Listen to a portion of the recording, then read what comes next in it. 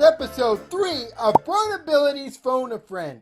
Shane Burcaw and Hannah Aylward make up the wildly popular YouTube duo Squirmy and Grubs, where they talk about relationships, snacks, disability, and all the fun weirdness in between. Shane and Hannah are public speakers, and Shane is also the author of 3 books and the co-founder of the nonprofit Laughing at My Nightmare.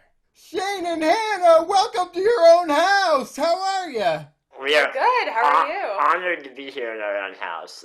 Oh man, it's so good to meet you guys. We've been sort of in each other's circles, but never met before. Yeah, I feel like this is a long time coming.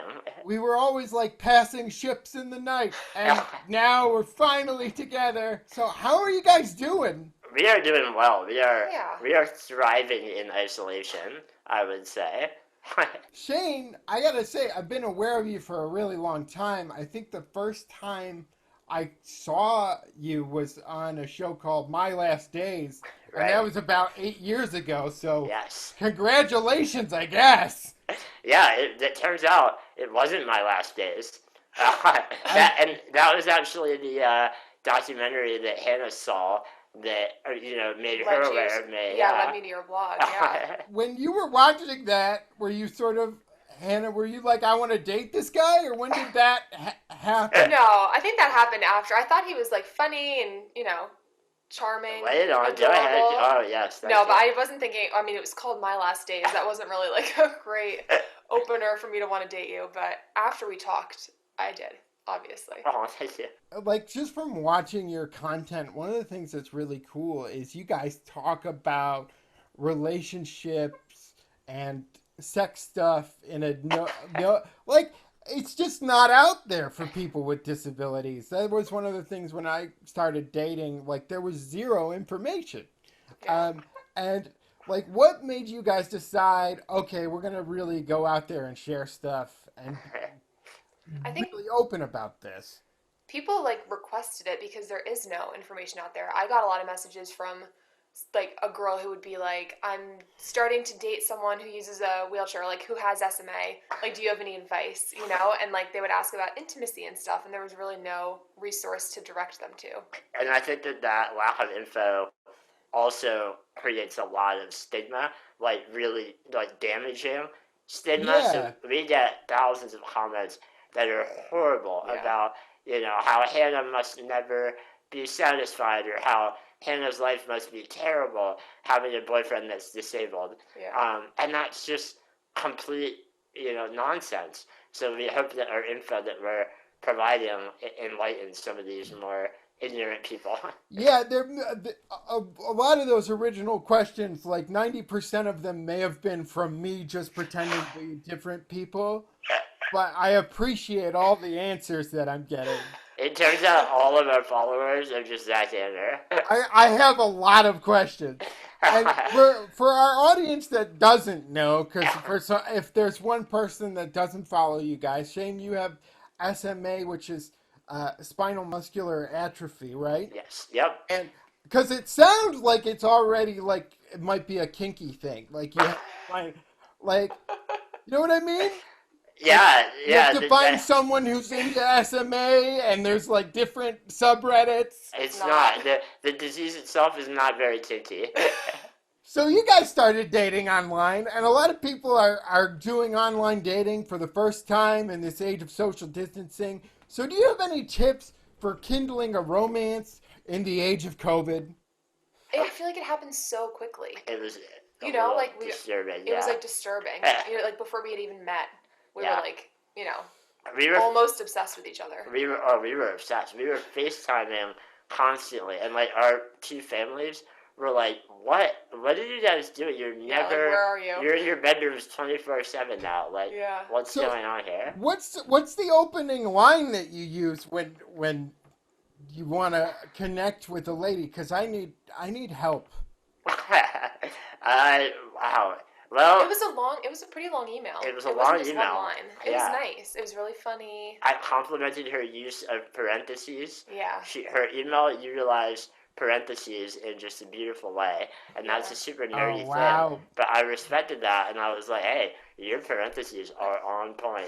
That's Yeah. great. If I can ever find a woman that's like, if someone uses a semicolon in the correct way, Then you that know gets it. me all hot and bothered.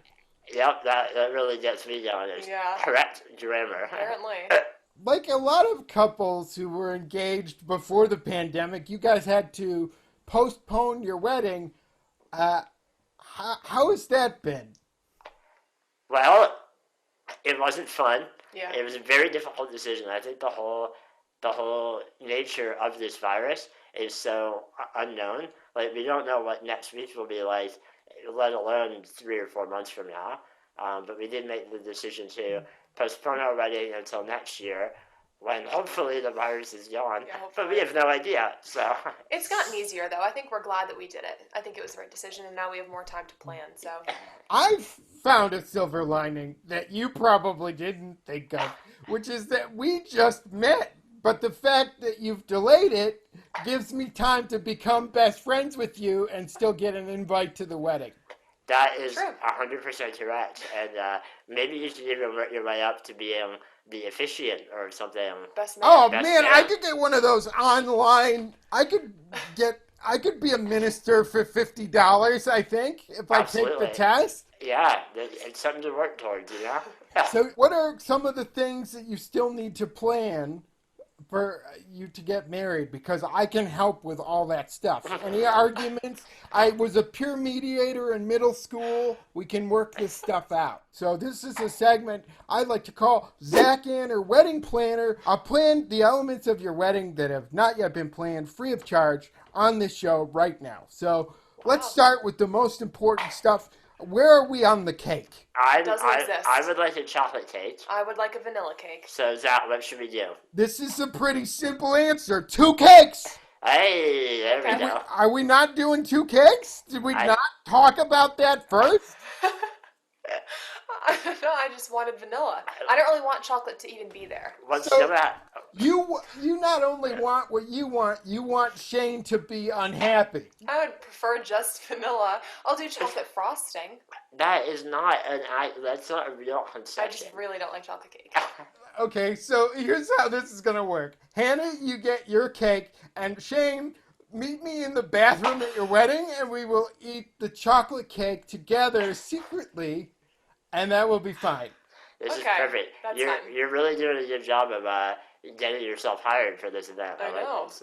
How are we on music? What's the plan for music and dancing? I'm thinking some like easy jazz, some piano jazz music. I like acoustic guitar, maybe. Yeah, so maybe some acoustic jazz guitar. Just combine everything. That'll be great for the dance floor, because everyone wants to jam out to a relaxing version of Girl from Ipanema. Are kids coming to the wedding? Yes. Yeah, we have lots of family that have kids, so they'll all be there. We're excited about that. I heard that you needed some activities for kids, but I would like to suggest that you give them nothing to do. Because one of the most important things that kids need to learn is that weddings are not for them. It's not supposed to be fun for them. True. Yeah, I'm sure all of the 5-year-olds that will come in will just love the piano music that they'll have to entertain them the whole night. And where are we on food for the wedding? Are we doing a plated dinner? Are we doing a buffet? Plated dinner, We are doing a plated dinner. except you're trying to throw a wrench into the plans. It's not a wrench, it's a beautiful idea. It's not. I would like a mashed potato bar where you can fill your mashed potatoes with anything that man can create. From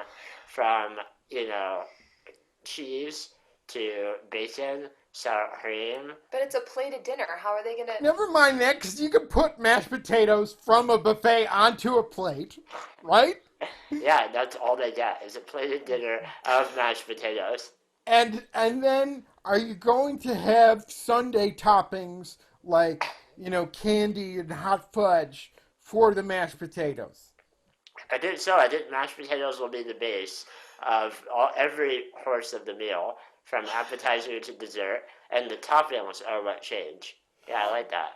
That's great. Now, Hannah, you have an objection to this just because it's a little less classy just to have a trough of mashed potatoes? I don't think that's the only reason. I don't think people would really, I don't think everyone wants mashed potatoes as the base of every meal. I think you want that.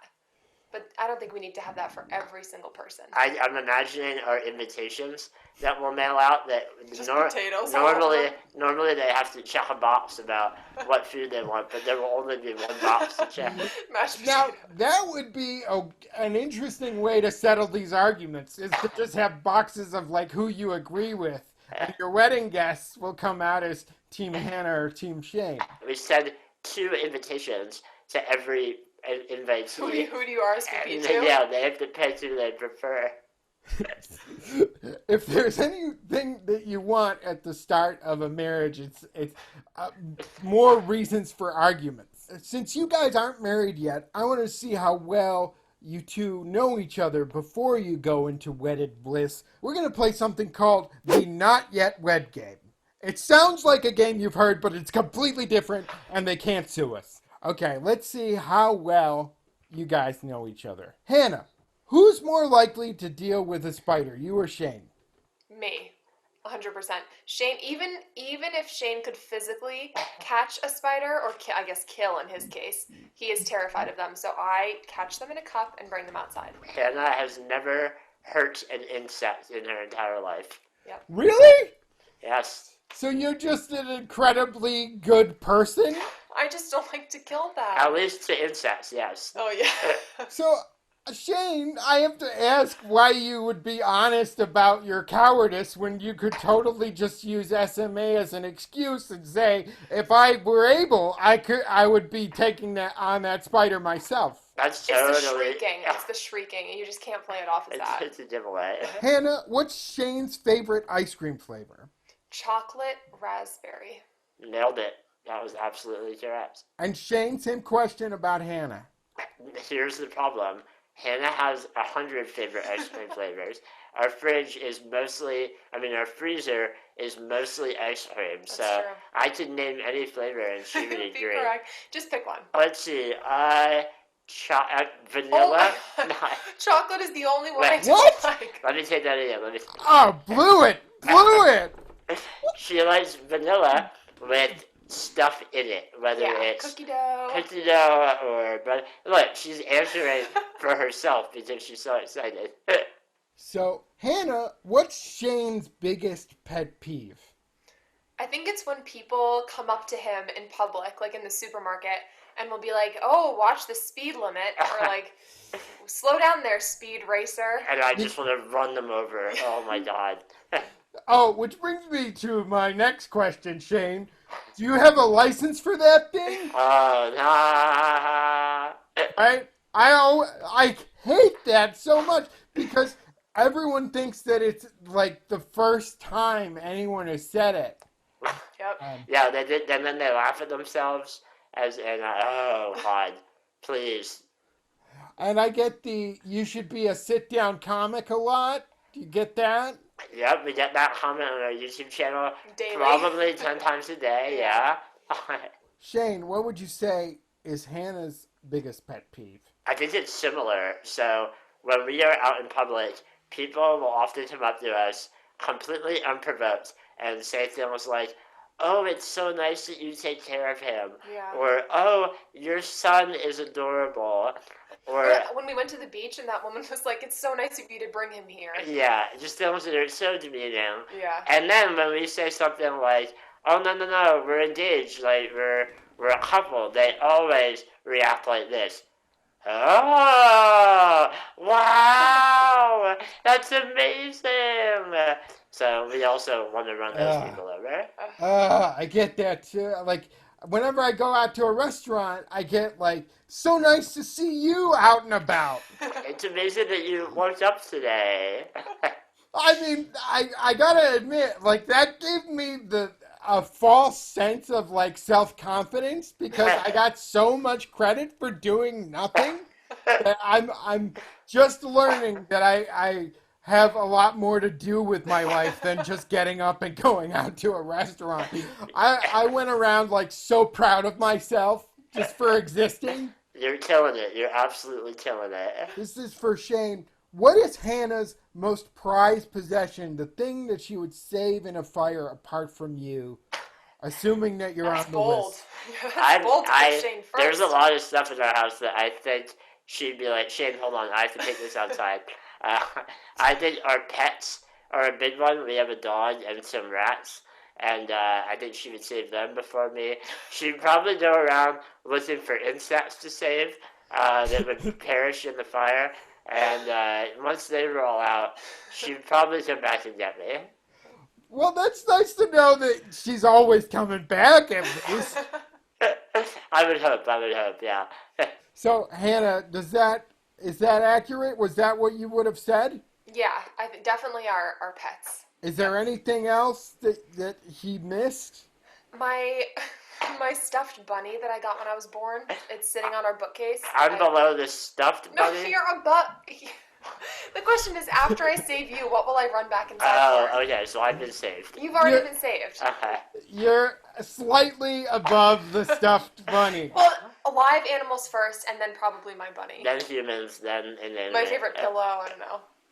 That's good. That's nice. That's good. It seems like you really got your priorities straight. I really think I would date either one of you. Are you looking for a third wheel?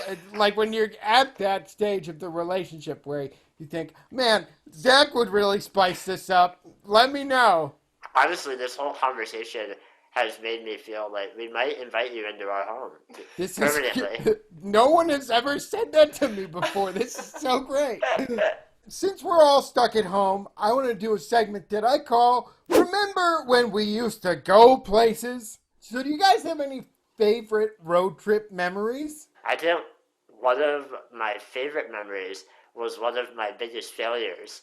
I played the role as navigator when we are road tripping in our BraunAbility van. Shane puts way too much confidence in his navigational skills. As I should, because I'm an excellent navigator. Okay. And once we were navigating around.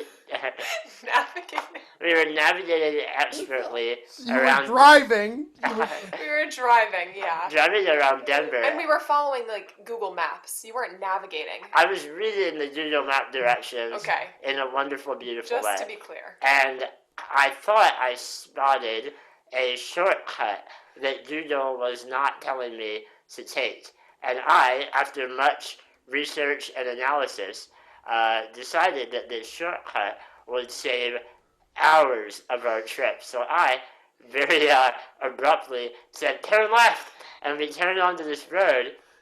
Do you want to explain what happened from there? Yeah, it was a small road. We kept driving, and about a mile down the road, it turned into dirt. You were like, Shane, are you sure this is... Yeah, it dropped off, and all of a sudden we're just in a field. I guess it was a dirt road. It might have just been not a road. Just a field. But Shane was like, just keep going. So we're just driving on here. It took us 2 hours to get back to a normal road, and it was way slower. We ended up just 10 feet in front of where we had turned.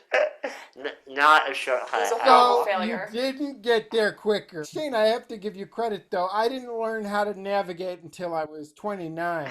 Yeah, otherwise, I'm pretty good at reading Google Maps, yeah. And I think that for all road trips, it's those little mishaps along the way that you look back on and laugh at. Yeah. Thank you guys so much. We have very much enjoyed talking with you. It's so nice to finally get to chat with you guys. You are awesome. And I'll be looking for that wedding invitation in the mail. Yeah, if you could prepare some materials that go over your pricing, that would be helpful. I want to let you know that our budget is, it's something we have to think about. So I'll take mashed potatoes, please.